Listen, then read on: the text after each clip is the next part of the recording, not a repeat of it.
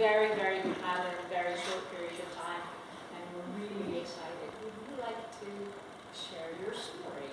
Yes. As she said, I'm David Sapp, if you haven't met me.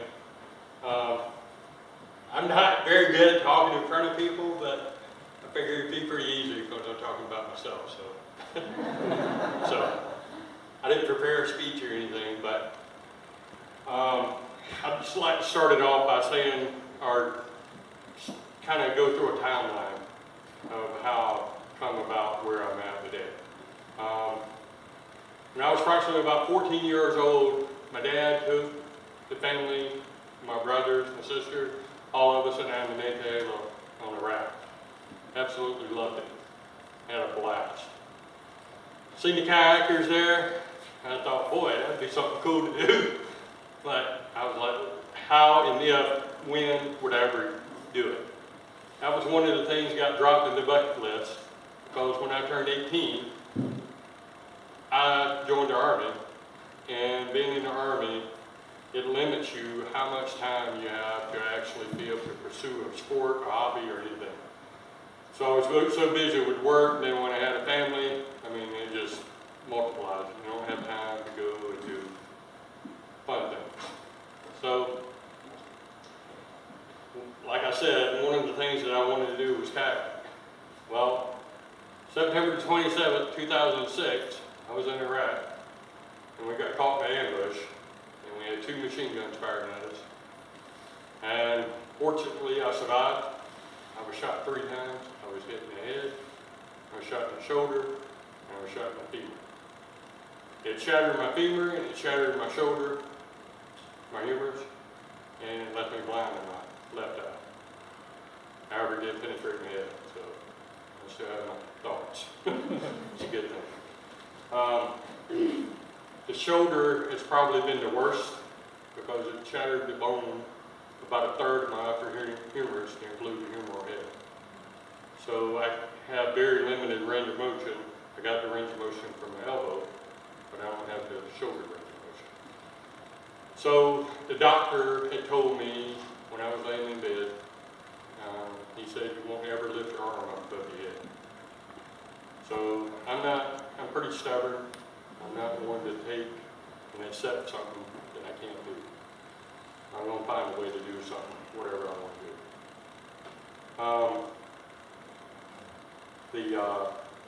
I went through multiple surgeries from that 2006 to 2010. My shoulder got infected. I had a cadaver bone in my shoulder. I had to take the cadaver bone out. I had to take all the metal out that was holding it together. And to keep from having an empty space, they put a piece of antibiotic semen in there. And the doctor, that was done here in Atlanta in 2010. And the doctor told me I would have a floppy arm. Well, praise God, I don't have a floppy arm. I surprised the doctor once again, and he told me he couldn't believe how well I did with my arm. Needless to say, I thought a lot of things I wouldn't be able to do. But after that surgery in 2010, once I recovered and I finally finished all the surgeries I had, that was my last. And I hope I don't have any more. Once I got better, I started trying to pursue some of my hobbies. Back in February, I went on a bike ride in Jacksonville with the Wounded Warriors. And it kind of sparked the interest to look at other things, what I could do, because I didn't think I could ride a bike. But they put me on a recumbent bike where you sit on it and you lay back, and it was the most comfortable bike ride I ever did in my life. And I loved it. I loved it so much now I have my own bike.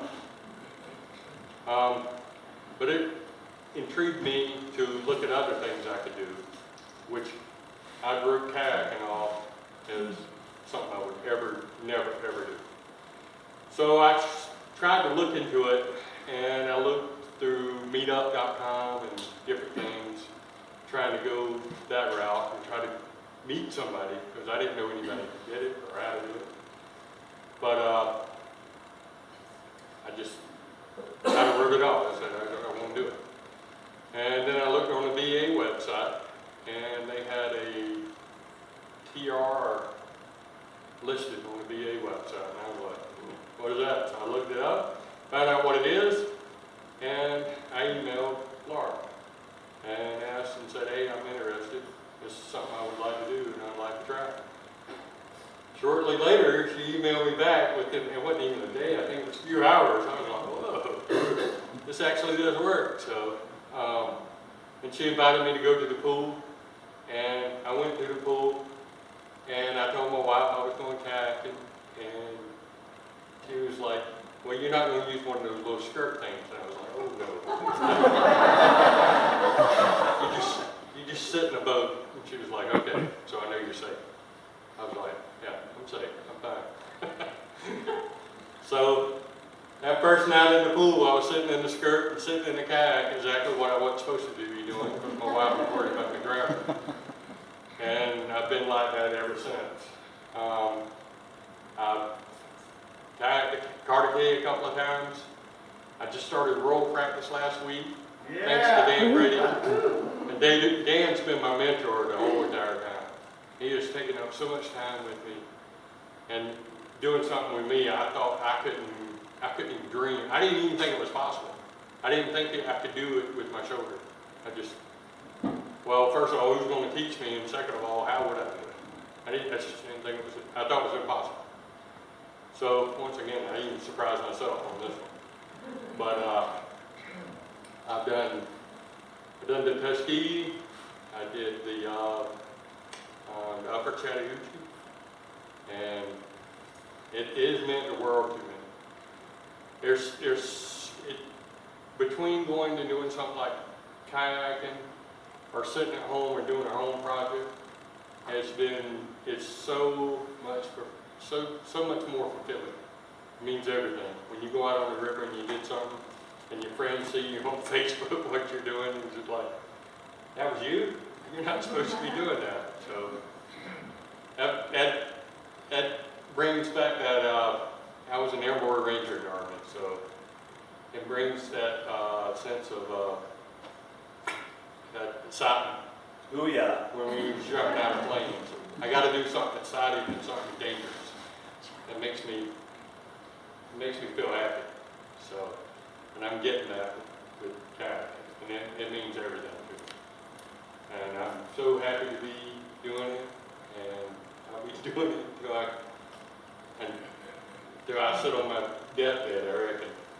I'll be doing it some way, because I enjoy it and love it that much. So, I want to thank Dan for everything he's done for me, and thank Laura for everything she's done for me, and all the people who I've met, and everything that you've done, and it just means everything. And if you got any questions, you can ask me anything. I can talk. I'm not afraid to share my story or talk about it. I'm pretty open. So. What's your river nickname? Oh, my river name is Machine Gun. Dan, You got that nickname, Dan. Dan said I kept paddling real hard and trying to gun it, so he called me Machine Gun. And I was like, that's funny, that's what I got shot with. He was like, I'm sorry, I didn't say that. I was like, no, it doesn't matter. You also should have seen Laura's face that night. She's like, oh, Dan, you didn't. There's pictures up on the screen right now of David running Blackberry or Stanville. Yep. That big grin on his face. You already bought your boat now, right? Yes, I bought my boat in June, so I have my own boat. That's how much I like it.